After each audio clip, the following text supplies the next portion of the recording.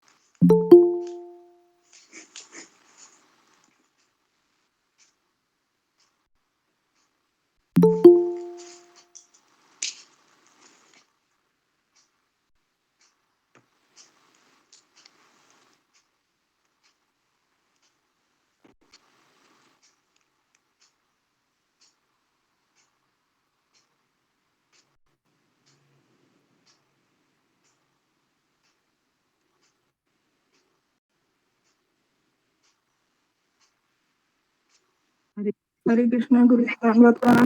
सबको दंडवत प्रणाम। अशोक प्रभु जी दंडवत प्रणाम। दोनों प्रणाम माता जी। सभी भक्तों को हरे कृष्ण सोम माता जी दंडवत प्रणाम। दंडवत प्रणाम। हरे कृष्ण प्रभु दंडवत प्रणाम। हरे कृष्ण समस्त को दंडवत माता प्रणाम। जी। हरे कृष्ण।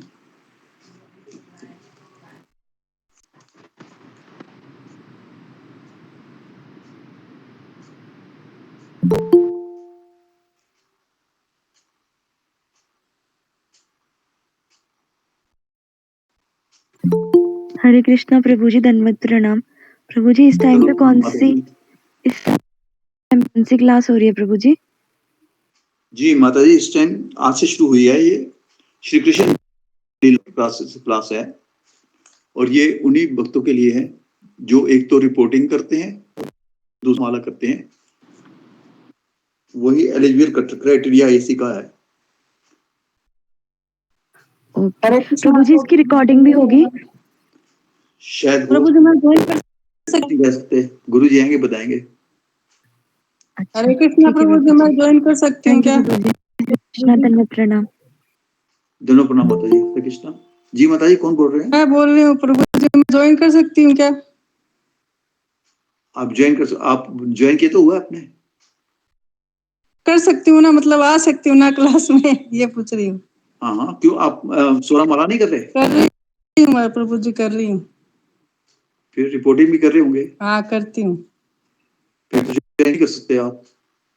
सबसे लाइन में पहले आप ही हैं माता जी। हरे कृष्ण से भक्ति श्री चरण दंडवत प्रणाम। हरे कृष्णा प्रभु जी। वो जी। मैं 16 माला तो करती हूँ, नियम का पालन भी करती हूँ, बट मैं रिपोर्टिंग नहीं करती हूँ, तो फिर मैं लेफ्ट हो जाऊँ? इसके बारे में मैं कुछ नहीं बोल सकता, गुरुजी बोलेंगे। लेफ्ट होने की बात नहीं, आप रिपोर्टिंग कर दिया करिए माता जी, में देर नहीं लगती। रिपोर्टिंग मतलब हमें नहीं समझ में आ रहा है क्या करना होता है। वो न्यू डिवोटी है प्रभु जी, न्यू कि आपने फलाना अटेंड किया है, 16 माला पूर्ण की है जी। प्रभु जी वो न्यू डिवोटी है। न्यू डिवोटी है प्रभु जी, अभी रिपोर्टिंग नहीं करते हैं, तो आप नहीं कर सकते माता जी। जी जी, वो रिपोर्टिंग के बारे में मुझे पता नहीं, रिपोर्टिंग क्या होता है। कोई बात नहीं, रिपोर्टिंग गुरुजी के फोन पे या रिपोर्टिंग ग्रुप बना हुआ है अलग से माता जी, उस पे करनी होती है कि आपने आरती अटेंड की, 16 माला पूर्ण की है आपने, और गुरु जी को बताना होता है भी क्या क्या आपने क्लास अटेंड की और क्या क्या उसमें से सीखा है, क्या क्या मेन चीज बताओ कि आपने कौन सी बात अटेंड की आपने, बस सिर्फ थोड़े छोटे से उसमें बताना होता है। धन्यवाद। तो फिर मैं निकल के जाओ माता जी, आप हम नहीं कह सकते इसके बारे में। आप रिपोर्टिंग कर दीजिएगा, आज से कर दीजिएगा। 16 माला कर रही हैं आप। 16 हैं, तो आज से जी। रिपोर्टिंग शुरू कर दीजिएगा माता जी। 4 नियम का पालन करती हूँ जी। ठीक। जी जी, आज से रिपोर्टिंग शुरू कर दीजिएगा, कोई दिक्कत नहीं है माता जी। रुक जाइए माता जी, रुक जाइए। हरे कृष्णा गुरु जी। जी हरे कृष्ण गुरु जी, दंडवत दंडवत प्रणाम सबको। हरे कृष्ण गुरु जी, दंडवत प्रणाम। हरे कृष्ण गुरु जी। हरे कृष्ण गुरु जी, दंडवत प्रणाम। सभी भक्तों का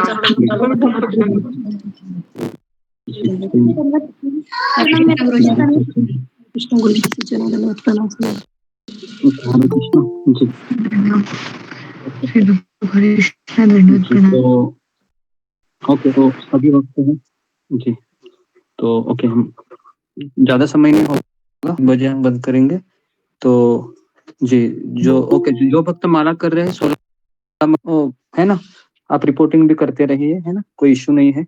आप रहिए, है ना, हम यहाँ पर किसी को जाने को नहीं कहेंगे, बस आपको इतना ही अनुरोध करेंगे कि आप रिपोर्टिंग करते रहिए और माला करते रहिए। भगवान की कथा सुनने का सबको अधिकार है, बस केवल थोड़ा सा सिंसियरिटी दिखता है और बाकी कुछ नहीं। आगे बढ़ते हैं। हरे कृष्ण। ओम अज्ञानतिमिरान्धस्य ज्ञानाञ्जनशलाकया चक्षुरुन्मीलितं येन तस्मै श्री गुरुवे नमः। ओके, मुखं करोति वाचालं अंगुं लंघयते गिरिं यत्कृपातमं वन्दे श्री गुरुदीनतारिणं परमानंद माधवम श्री चैतन्य ईश्वरम। ओके जी, तो हम आगे बढ़ते हैं। ओके जी जी। 12:10 हो गए, तो मेरा आवाज सुनाई दे रहा है सबको? तो सबसे पहले हम पहले ये जो सेशन रहेगा ना, ये थोड़ा सा प्रोएक्टिव रहेगा। मैं इसमें थोड़ा फ्लेक्सिबल रहूँ, मुझे क्षमा कीजिए अगर, लेकिन हम कृष्ण लीला की चर्चा करेंगे। लेकिन खास कर आचार्यों के भजन है, ये हम 1-2 रेफर करेंगे, क्योंकि हम के लीलाओं में प्रवेश करने से पहले ये भाव बहुत जरूरी है कि हमारे आचार्यों ने किस भावना में के बारे में बताया है ना।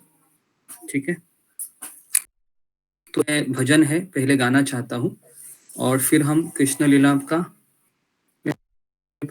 ठीक है। तो आप सभी भक्तों से प्रार्थना है कि सेशन पता नहीं कितना समय रहेगा, लेकिन ये फिर रहेगा, जब मुझे समय रहेगा तब मैं ये 12 से 1 का मैं आपको लिंक भेजूंगा। पहले ही ये लिंक आएगा आपको, है ना, इस तरीके से। ओके, तो जी, तो हम वृंदावन में प्रवेश करने से पहले हम परम पूज्य राधानाथ स्वामी महाराज का जो फेवरेट उस भजन को मैं दोहराने की चेष्टा करता हूँ, क्योंकि उस भजन के बिना हम भगवान श्री कृष्ण के चरणों तक नहीं जा सकते हैं। और मेरे में भी उतना बुद्धि नहीं है, मेरे में भी ज्ञान नहीं है, अनर्थ भी है। तो हम आचार्यों के शब्दों के माध्यम से उस भाव को करेंगे और फिर हम कृष्ण लीला में प्रवेश करेंगे। ओके, तो ये जो भजन है ये लालसामयी भजन है।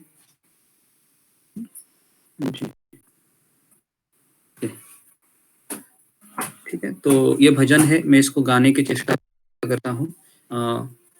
तो जी, तो हमारा ब्रह्म मध्व गौड़ीय संप्रदाय, ये संप्रदाय का मूल आधार है कि हम सभी भगवान गौरांग महाप्रभु के माध्यम से तरफ जा रहे हैं, है ना। तो इसमें गाता हूँ, गौरांग बोलिते हमें पुलक शरीर, हरि हरि बोलिते नयने बबे निरा। गौरांग बोलिते हबे पुलक शरीर, हरि हरि बोलिते नयने बबे निरा। तो ये जो भजन लिखा है, ये भजन नरोत्तम दास ठाकुर ने लिखा है कि कि जब हम चैतन्य महाप्रभु का नाम है गौरांग, गौरांग नाम है ये भगवान चैतन्य महाप्रभु का नाम। गौरांग बोलिते हबे, हबे का अर्थ है जब मैं बोलूंगा तो क्या होना चाहिए, पुलक शरीर, मेरे शरीर पे रोमांच आने चाहिए। तो कलयुग में कृष्ण की तरफ जाना है तो एक ही रास्ता है, वो है गौरांग महाप्रभु के चरणों का आश्रय लेना, उनके भक्तों का आश्रय लेना। तो इसके लिए हम भगवान श्री कृष्ण का नाम जप करने से पहले एक मंत्र बोलते हैं। कौन सा मंत्र है वो? जय श्री कृष्ण चैतन्य प्रभु नित्यानंद श्री अद्वैत गदाधर श्रीवासादि गौर भक्त वृंद, है ना। उसके बाद हम जपा शुरू करते हैं, है ना। हरि हरि बोलिते नयने बबेनी, नीर का अर्थ है पानी। तो जब भगवान का नाम लेता हूँ पानी आ जाता है, क्यों? क्योंकि उसके पहले मैं गौरांग का नाम लेता हूँ, है ना। तो प्रभुपाद जी यहाँ पर लिखते हैं कि जिसने भी भगवान गौरांग का बार भी नाम लिया है तो उसी क्षण वो अपने जीवन की पूर्णता को प्राप्त करता है, उसके शरीर पे रोमांच खड़े हो जाते हैं। तो हम जब कृष्ण लीला सुनते हैं ना तो हमें रोमांच खड़े हो चाहिए। अगर हम कृष्ण लीला सुनने के बाद भी हमारा ध्यान नहीं लग रहा है तो फिर गौरांग गौरांग गौरांग नित्यानंद गौर नित्याय ऐसे नाम बोलना, उनको प्रार्थना करनी चाहिए। उनकी कृपा से हम भगवान श्री कृष्ण को समझ सकते हैं। और फिर कहते हैं और नीताई चांदे करुणा होई बे संसार वासना मोर कबे तुच्छ बे। तो इसमें कहते हैं कि कब मेरे अंदर चैतन्य नित्यानंद प्रभु की होगी, करुणा करते दया, और फिर मेरे जीवन की जो संरचना है वो मुझे तुच्छ लगेगी। अभी हमको वो तुच्छ नहीं लग रही है। हम सभी लोग चाहते हैं कि हम संसार में बने रहें, क्योंकि वो संसार हमें अलग अलग माध्यम से हमको भौतिक सुख प्रदान करता है ना। फिर कहते हैं विषय छाया कबे शुद्ध बेमाना कबे हम हेरिबो श्री वृंदावन। तो दास ठाकुर कहते हैं कि विषय छाड़िया कबे, छाड़िया मतलब छोड़ देना, विषय मतलब हमारे जो इंद्रियों को जो विषय प्यारे लगते हैं, तब जाके शुभे मन, तब मेरा मन शुद्ध होगा और फिर मैं वृंदावन को देखूंगा। वृंदावन को देखना है तो हमें ये विषयों को छोड़ना होगा, मन को छोड़ना होगा। लेकिन ये कभी होगा, कब ये मुझे वृंदावन मिलेगा? तो अगले दो लाइन में फिर वो लिखते हैं, है ना। अगले 2 लाइन में क्या लिख रहे हैं वो लिख रहे हैं कि रूप रघुनाथ पदे होई बेआकुति कबे हम बुझबो से जुगल प्रीति। कहते हैं कि जब तक मैं रूप गोस्वामी और रघुनाथ दास गोस्वामी की कृपा नहीं प्राप्त होगा, है ना, जब तक हम रूप गोस्वामी और रघुनाथ दास गोस्वामी के ग्रंथों का पढ़ने के लिए मेरा मन नहीं होगा। आकुति का अर्थ है उत्सुकता, है ना। कब मेरी उत्सुकता होगी? क्योंकि रूप गोस्वामी ये भक्ति के जनक है, उन्होंने भक्ति रसामृत सिंधु ग्रंथ को लिखा है। और रघुनाथ दास गोस्वामी, आप सबको पता है कि रघुनाथ दास गोस्वामी स्वयं वैराग्य के एक मूर्तिमान स्वरूप है, क्योंकि उनके पास दो चीजें थी। आपको याद होगा ना कि उनके पास इतनी सुंदर पत्नी थी जो उनकी सारी इच्छाओं को पूर्ण कर सकती थी, और उनके पास इंद्र के समान ऐश्वर्य भी था। फिर भी उन्होंने उसको कराकर महाप्रभु की शरण में चले गए। और रूपा गोस्वामी भी, को पता है, रूपा गोस्वामी नवाब हुसैन शाह के बहुत बड़े मंत्री थे। और रूपा गोस्वामी भगवान श्री कृष्ण के भक्ति के लिए चैतन्य महाप्रभु की शरण में गए। और हमारी इस परंपरा ही ऐसी रही है, हमें कृष्ण चाहिए तो कृष्ण के भक्तों के चरणों की सेवा करो। राधानाथ महाराज कहते हैं कि को भक्त से कृष्ण से बड़ा कौन है, तो आप से बड़ा बन जाइए। कैसे कृष्ण से बड़ा बन सकते हैं? तो कृष्ण के भक्तों की सेवा कीजिए। अगर हमको कृष्ण से बड़ा बनना है तो कृष्ण के भक्तों की सेवा करे, वो जो होते रहिए। बस ये मत सोचिए कि अच्छा है बुरा है। अगर आप उसको भक्त के रूप में देख रहे हो तो कोई गलत चीज नहीं बताएंगे, है ना। तो इसके लिए अगर हम एक भक्त का हर एक चीज को फॉलो करोगे, हम अपने जीवन में मिरेकल अनुभव करेंगे। मिरेकल का आश्चर्य लगेगा हमको कि किस तरह से मुझे सब कुछ आ रहा है ना। कहते हैं कि तब मुझे युगल प्रीति का अर्थ है तब मुझे राधा कृष्ण के पास आकर्षण या राधा कृष्ण की माधुर्य लीला को मैं समझ सकता हूँ।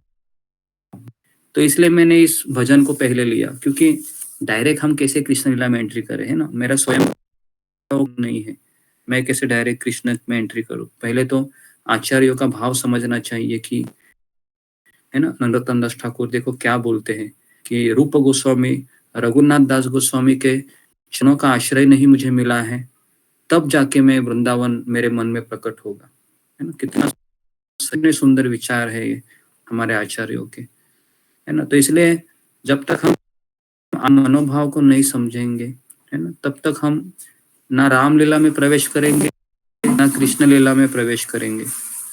तो अगले लाइन में लिखी, रूप रघुनाथ पदे रहु मोर आश, प्रार्थना कर ये सदा नरोत्तम दास। अभी यहाँ पर एक बहुत बड़ी चीज बता रहे हैं नरोत्तम ठाकुर कि मेरा जो आश है, आश का अर्थ है कि मेरा जो भाव है, मेरा भाव रूप रघुनाथ के चरणों में लगा रखिए। नरोत्तम दास ठाकुर ये भी नहीं कह रहे हैं कि मेरा भाव है वह राधा कृष्ण के चरण लगाइए। देखिए, मैं बार बार हम लोग हमारे संप्रदाय के मनोभाव को समझाने का प्रयास कीजिए। हम डायरेक्ट कृष्ण के पास नहीं जा सकते, ना हम राधा रानी के पास जा सकते। कुछ संप्रदाय है ऐसे जो डायरेक्ट राधा रानी का नाम लेते हैं और उनको लगता है कि हाँ राधा देगी, ऐसा नहीं है। लेकिन हमारा मूड वो है नहीं। हमारा मूड क्या है कि हमारे जो आचार्य है उन आचार्यों के चरणों पे पकड़ के हमको कृष्ण और राधा को जानना है। राधा रानी कौन है, कृष्ण कौन है। तो इसलिए नरोत्तम दास ठाकुर इतने बड़े आचार्य। नरोत्तम दास ठाकुर कौन है? नरोत्तम दास ठाकुर ये मंजरी है, साकानंद प्रभु का एक अंश अवतार है, बलराम जी के। अभी ये क्या है कि मेरी प्रीति है रूप गोस्वामी और रघुनाथ दास गोस्वामी के चरणों में बनी रहे और मैं कुछ नहीं चाहता हूँ। तो हम कैसे डायरेक्ट राधा रानी का नाम लेकर बोल सकते हैं कि हाँ, क्या हमारी योग्यता है? इतने बड़े बड़े आचार्य कह रहे हैं मुझे रूप गोस्वामी के चरण चाहिए, मुझे रघुनाथ दास गोस्वामी के चरण चाहिए, मतलब उनके चाहिए। तो हम डायरेक्ट कृष्ण के पास कैसे जा सकते हैं? क्या हम डायरेक्ट राम के पास भी कैसे सकते हैं? क्या क्वालिफिकेशन है मेरा? तो जब तक हम किसी के चरणों नहीं लेंगे तो हम कृष्ण लीला में प्रवेश नहीं कर सकते। तो यहाँ पर ये जो भाव है यह परम पूज्य राधानाथ स्वामी महाराज का है। मैंने ये भजन राधानाथ स्वामी महाराज के मुख से सुना है स्वयं, और मैं बार बार यही सोच रहा था कि महाराज ये लेते हैं हमेशा, और जब मैंने इसका तात्पर्य पढ़ा, अनुवाद पढ़ा, तब मुझे पता चला कि महाराज यही भजन क्यों, है ना। और आपको पता होगा कि जगन्नाथपुरी में भी महाराज का यात्रा हुआ ना, महाराज ने वो जय जय जगन्नाथ सच्चिदानंदन वो भजन लिया। तो मैं महाराज का देखा हूँ मूल, महाराज हमेशा अपने आचार्यों के माध्यम से ही लीला में प्रवेश करते हैं। तो इसलिए ये समझना जरूरी, जो व्यक्ति कहता है कि मैं राधा रानी का भक्त हूँ, कृष्ण का भक्त हूँ, डायरेक्ट राधा कृष्ण की सेवा में लगा है, वो उसके भाव केवल एक ज्यादा भाव भले ही वो प्रदर्शित कर रहा होगा, लेकिन वो सही भाव नहीं है, उसको पूर्ण भाव नहीं कह सकते। पूर्ण भाव यह है कि नरोत्तम दास ठाकुर की जो भावना है कि मुझे का आश्रय चाहिए और रघुनाथ दास गोस्वामी का आश्रय चाहिए, इन दोनों के चरणों में मैं पढ़ूंगा। और आपको यही भाव किसमें दिखता है, जो उन्होंने गुरु पूजा गाई है ना, श्री श्री श्री गुरु चरण पद्म केवल भक्ति सद्म, है ना। तो उसमें कि हाँ हाँ प्रभु करो दया देह मोरे पद छाया। पद छाया का अर्थ है कि मुझे आपकी चरणों की छाया दीजिए। बार बार क्यों आ रही है आचार्यों के भजन में, कई बार सोचते हैं। तो इसलिए अगर हम आचार्यों की भजन भी गाते रहेंगे ना, तो मेरा ऐसा अनुभव है इस्कॉन में कि सबसे ज्यादा जो भाव है या सबसे ज्यादा जो कृष्ण की समझ ताकत है, ये आचार्यों के भजनों में है।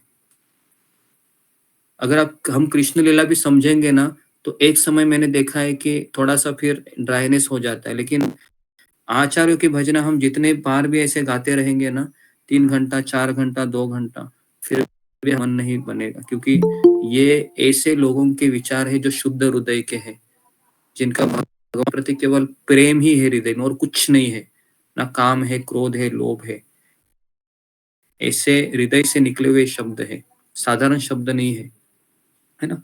तो इसलिए भी यही आशा होनी चाहिए कि रूप रघुनाथ पदे रहु मोर आश प्रार्थो रोए सदा नरोत्तम दास, है ना।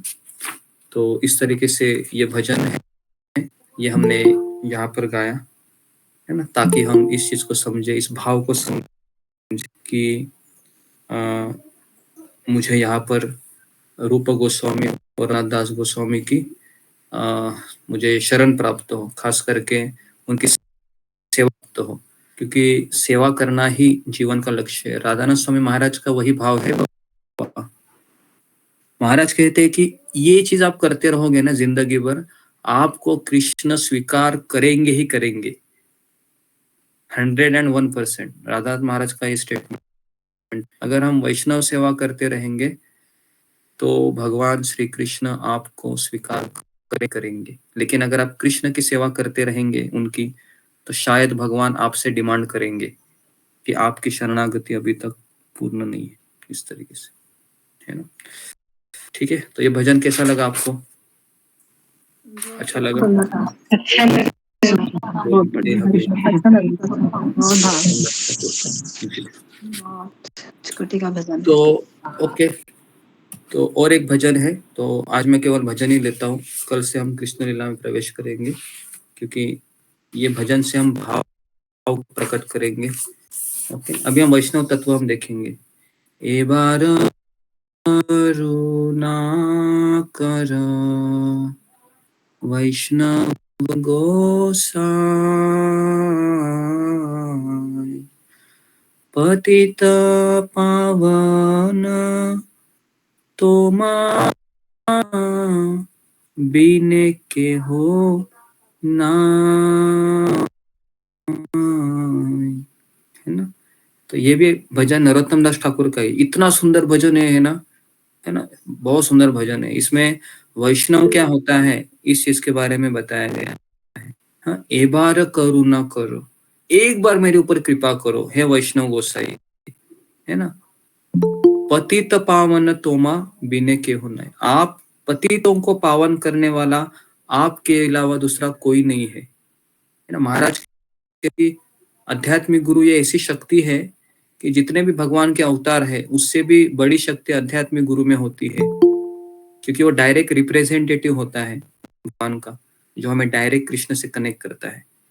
क्योंकि बाकी के अवतार है, जैसे अभी अवतार है, मत्स्य अवतार है, ये डायरेक्ट हमें कनेक्ट नहीं कर सकते। आपने सोचा है मत्स्य अवतार है ना, भक्ति का प्रचार कर रहा है, कूर्म अवतार है, परशुराम अवतार है, बुद्ध अवतार है ना, ये सारे अवतार कनेक्ट नहीं करेंगे, लेकिन आध्यात्मिक गुरु जो संप्रदाय से आए तुरंत कनेक्ट करेंगे, है ना।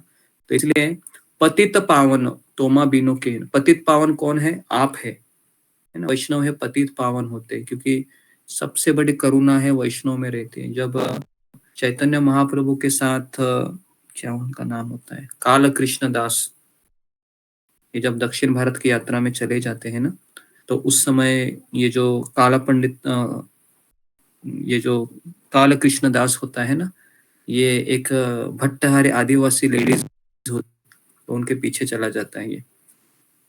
तो चैतन्य महाप्रभु उनको पकड़ कर लेके आते हैं, शिखा पकड़कर, और कहते हैं कि नित्यानंद प्रभु को कि इसको आप अभी संभाल लीजिए, क्योंकि ये मेरे साथ नहीं रह सकता है अभी। तो काल कृष्ण दास ने फिर नित्यानंद प्रभु की शरण ली, और नित्यानंद प्रभु ने कहा कि कोई बात नहीं, मैं तुम्हें अपने पास रख लूंगा। तो ये भगवान कभी कभी हमको छोड़ देते हैं कि तुम सही व्यक्ति नहीं है, सही भक्त नहीं है, लेकिन वैष्णवगण हमें अपने पास रखते हैं, कहते हैं कि हाँ कोई बात नहीं है ना, साथ रहो, है ना, हम सब लोग चैतन्य महाप्रभु की शरण में जाएंगे। तो इसलिए पतित पावन तोमा भी न कहना है, पतित पावन भगवान के भक्तों के अलावा कोई नहीं है ना। मैंने अपने व्यक्तिगत जीवन में इसका अनुभव किया है कि जब हम, है ना, भक्ति में आए थे तो सपोर्ट नहीं था, तो इन्हीं वैष्णव ने मुझे करुणा किया एक तरीके से, और सारी चीजें प्रदान की। तो इसके लिए पतित पावन है, ये मैंने अपने जीवन में अनुभव किया है। वैष्णव में बहुत बहुत बहुत करुणा होती है ना। फिर दूसरे श्लोक में कहते हैं, जहाँ निकटे गेले पाप तुए जाय,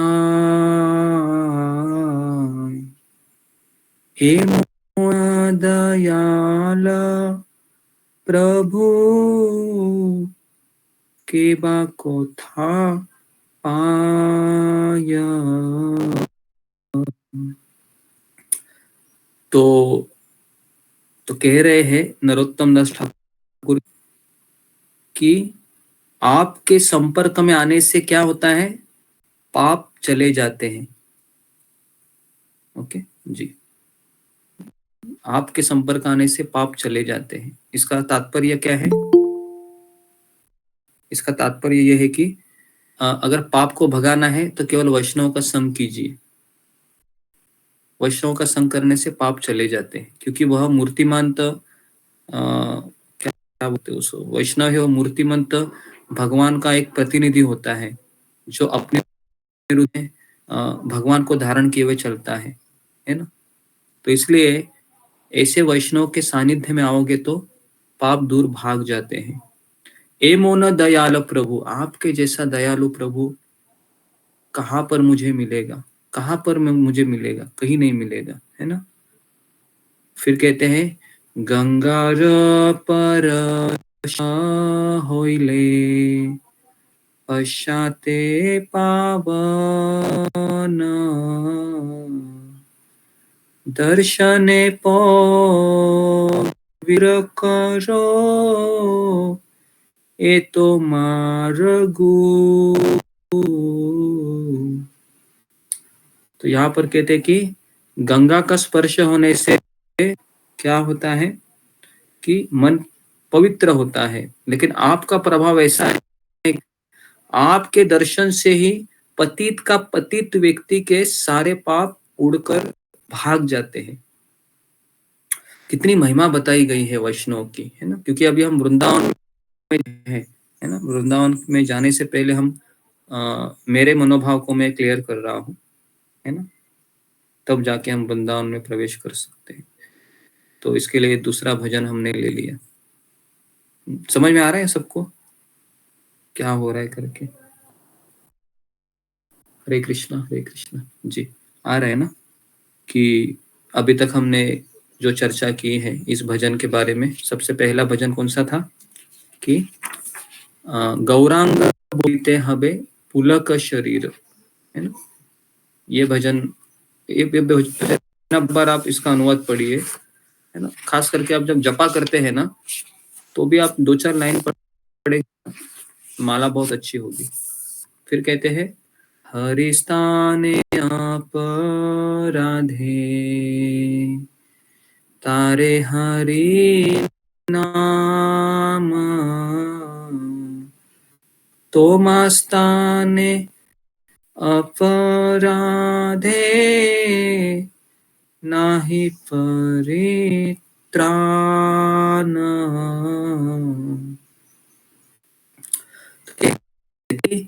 अगर हमने हरि के स्थान पे अपराध किया तो हरि नाम उसको तार देता है ना। भगवान के प्रति अपराध करेगा तो भगवान उसको माफ कर देते हैं, क्योंकि हम सब भगवान के बच्चे हैं। बच्चा जब माता पिता के प्रति अपराध करता है तो माता पिता बहुत दयालु होते हैं, लेकिन तोमास्ताने अपराधे नाही परित्राण। तो कहते हैं कि आपके स्थान पर अपराध किया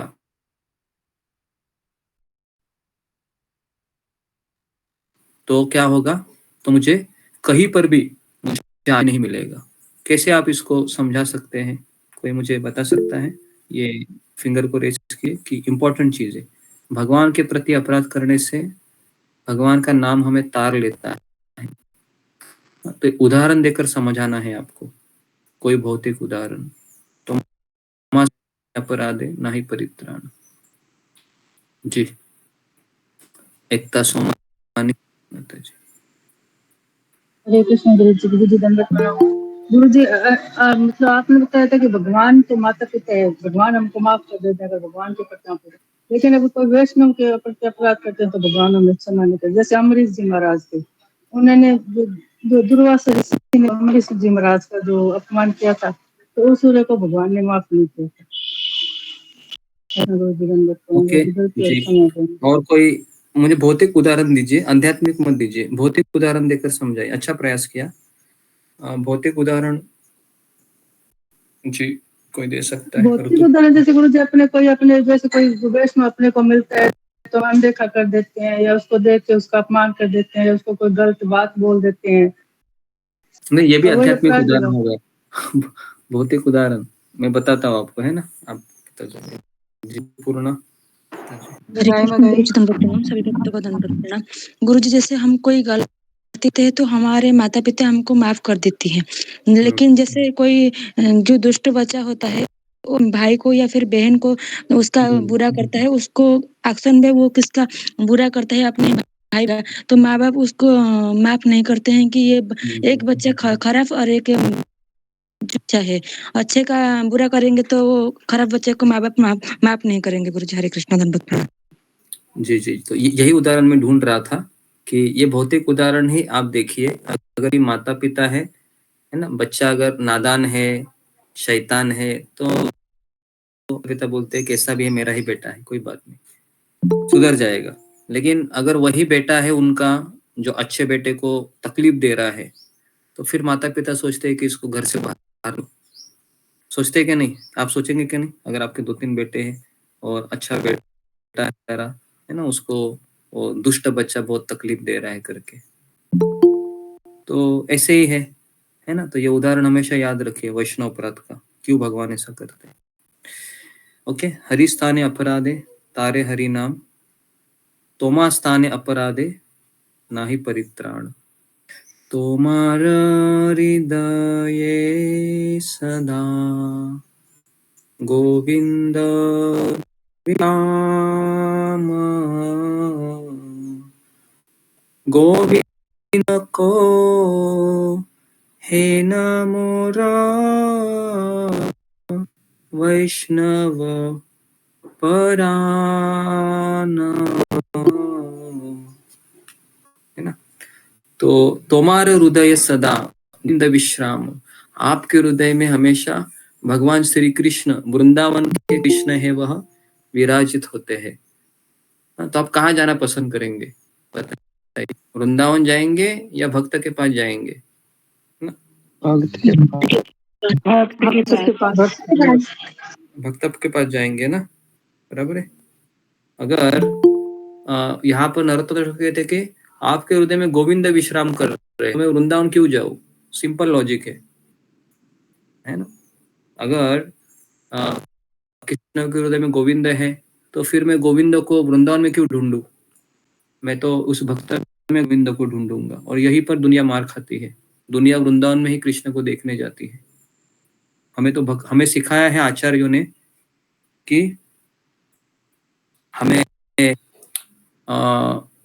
जो गोविंद है वह वैष्णव के हृदय में देखना है। प्रभुपाद जब अमेरिका गए थे ना, तो प्रभुपाद जी वृंदावन को अमेरिका लेकर गए और वहां पर उन्होंने न्यू वृंदावन बनाया, है ना, जहां पर हमारे राधानाथ स्वामी महाराज गुरुदेव वहां पर रहे, कई सेवाएं की उन्होंने। तो यही एक एग्जाम्पल काफी है हमारे लिए कि अगर हम किसी गुरु और वैष्णव के हृदय में वृंदावन को देखोगे तो हमारा समझ जाएगा और हमें भगवान तुरंत प्राप्त भी होंगे। तो ओके, तो ये मूड होना चाहिए। यहाँ पर ये मूड बताया गया है, तो इसलिए ना आचार्य जन हमको वृंदावन में प्रवेश करने के लायक बना देते हैं। नहीं तो हम क्या भगवान कृष्ण को जानेंगे, है ना, क्या हम राधा रानी के राधा तत्व को समझेंगे। अगर आप देखोगे वृंदावन में कोई राधा रानी के बारे में डायरेक्ट बताता नहीं है, केवल राधाष्टमी की चर्चा होती है ना। नहीं तो हम हमेशा कौन सी चर्चाएं करती है, गीता भागवत की करते हैं। इसका कारण ही यही है, डायरेक्ट हम ऊंचे लेवल पे जाकर कोई मतलब नहीं है, अंदर तो अनर्थ भरे हुए हैं, तो मैं क्या ऊपर जाके क्या करूं। तो इसके लिए एक बार भक्ति सिद्धांत सरस्वती ठाकुर प्रवचन करने गए थे, है ना, भागवत। तो उन्होंने शुरुआत किया उपदेशामृत के पहले श्लोक से, वाचो वेगम मनसा क्रोध वेगम जिह्वा वेगम उदर उपस्थ वेगम। और इसके ऊपर ही वो 7 दिन बोलते रहे, 7 दिन, है ना। तो बाकी के सारे ऑडियंस है ना ऐसे देखने लगी कि जरा आगे बढ़िए, आप आगे नहीं बढ़ रहे हैं, है ना। हो गया, अभी कृष्ण की लीलाएं सुना। तो भक्ति सिद्धांत सरस्वती ठाकुर बोले कि मैं इसी श्लोक के ऊपर महीना बोल सकता हूँ। कितना? 1 महीना, 30 दिन। वो कृष्ण लीला में तो जाने का अभी तक बहुत समय है मुझे। तो ये हमारे आचार्य है। मैंने पहली बार सुना तो मुझे लगा कि हमारे आचार्य हमें ये कहना चाहते हैं कि मेरे बुद्धि से पहले तुम काम क्रोध को निकालो, फिर तुम, है ना, डायरेक्ट कृष्ण लीला में प्रवेश कीजिए। तो ओके, तो अभी देखिए आगे आखिरी लाइन में बताते हैं कि प्रति जन्मे कोरी आशा शरणेर धूली, है ना।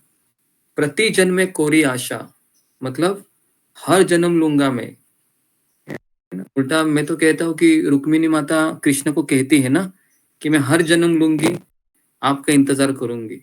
लेकिन उससे भी ज्यादा यहाँ पर भाव दिखाई दे रहा है ना, क्योंकि यहाँ पर नरोत्तम दास ठाकुर है, वह कृष्ण के लिए कृष्ण की धूली की प्रार्थना कर रहे हैं क्या? तो यहाँ पर कृष्ण की धूली की प्रार्थना नहीं, यहाँ पर वह नरोत्तम दास ठाकुर है, वह वैष्णव के चरणों की धूली की प्रार्थना कर रहे हैं। प्रति जन्म कोरी आशा चरणेर धूली नरोत्तम कोरे दया अपनार बोली, है ना। तो आप नरोत्तम दास ठाकुर को अपना सेवक मान के कृपा कीजिए।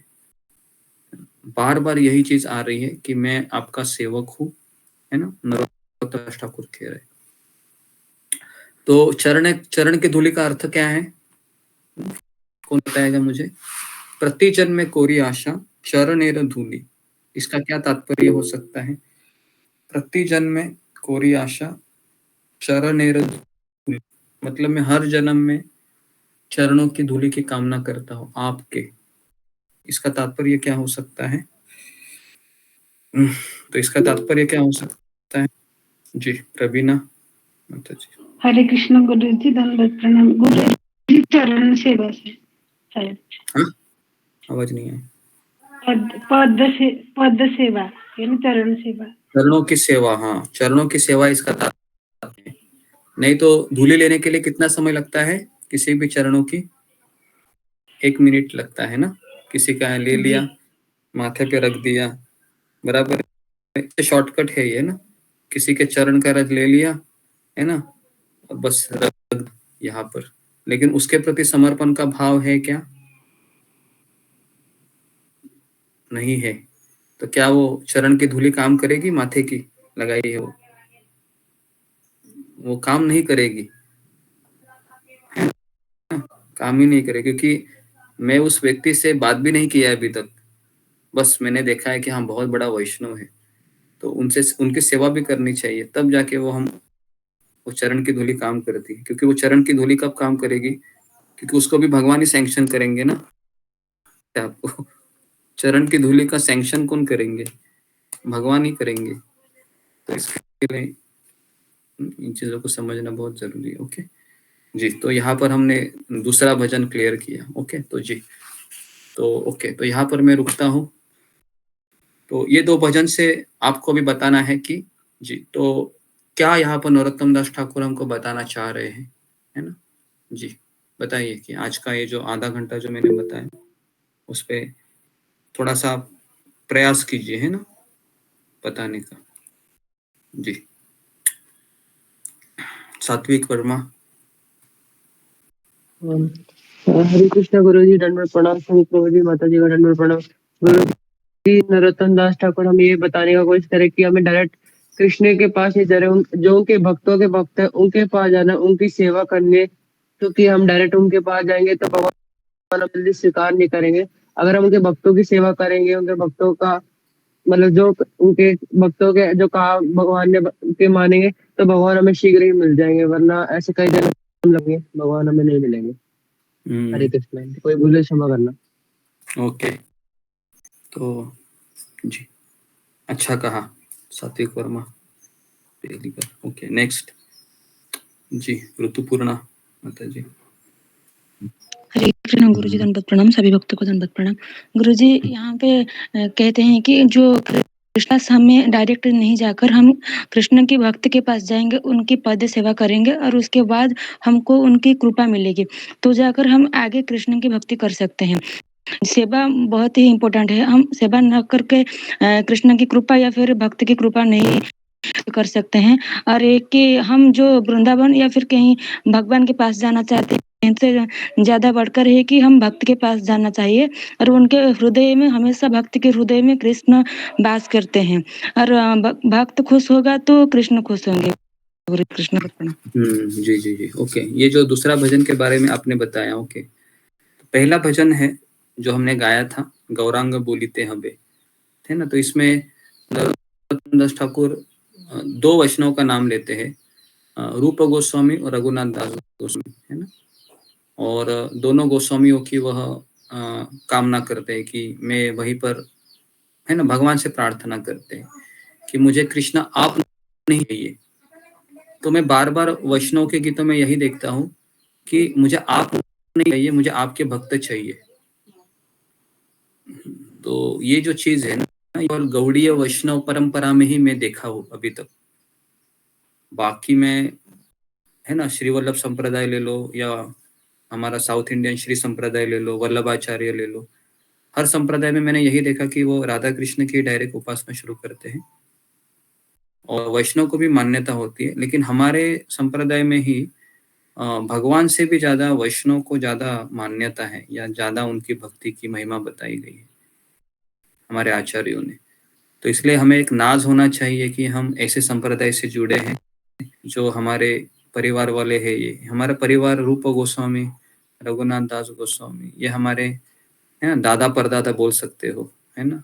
यही से हम, है ना, शिक्षाएं ले रहे हैं, ठीक है। तब जाके हम वृंदावन के भाव को समझ सकते हैं। क्योंकि वृंदावन में भी महाराज कहते हैं कि गोपीर भरतुर पद कमल योर दास दासानुदास, है ना, कि वहां पर भी यही भाव है, सेवकों का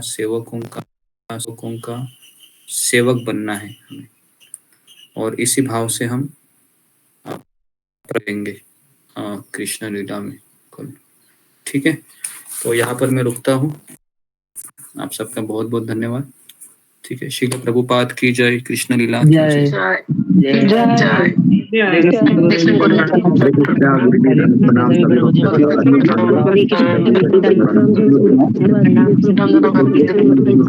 सभी भक्तों को हरे कृष्ण सभी माता जी सभी वैष्णव भक्तों के चरणों में सभी भक्तों को चरणों में हरे कृष्ण माता जी दंडवत प्रणाम। हरे कृष्ण सभी भक्तों को हरे कृष्ण ममता माता जी दंडवत प्रणाम। प्रणाम। हरे कृष्ण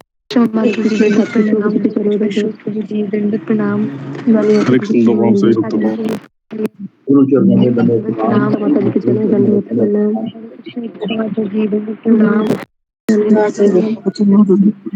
हरे कृष्ण प्रियंका माता जी दंडवत प्रणाम। माता जी दंडवत प्रणाम। श्री भक्तों को हरे कृष्ण दंडवत प्रणाम। हरे कृष्ण श्री दंडवत प्रणाम।